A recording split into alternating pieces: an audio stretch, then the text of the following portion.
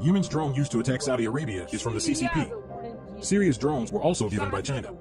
Saudi Arabia's drones are produced there by Changhong, a Chinese manufacturer. What the CCP is doing in the Middle East is exactly the same as in the Russia-Ukraine war. Xi Jinping would say that the United Nations and the United States do not do anything, so he has to do the work, and China is a responsible country, and all disasters are caused by the United States. He will also claim that the drones in Saudi Arabia, Yemen, and Syria are all provided by Americans. After the CCP instigates chaos, they will put it on other countries. The war in the Middle East, Iran, Syria, Yemen, Saudi Arabia, and Iraq will go out of control. The CCP wants to take control of the energy resources in the Middle East in the middle of the wartime, and to change the Middle East oil Euro and U.S. dollar settlement into RMB settlement.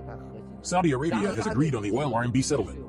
Next, Iran will definitely join it too. Then Yemen and Syria will threaten Iraq with oil RMB settlement. The RMB settlement of oil will challenge the U.S. dollar dominance way more than the Russia-Ukraine war.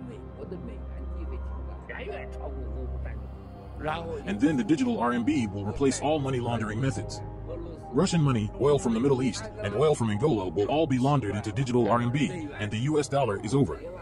Then the CCP will officially announce that the world's the majority of the 7.5 billion people, because in Asia, there are nearly 5 billion people, agrees with them.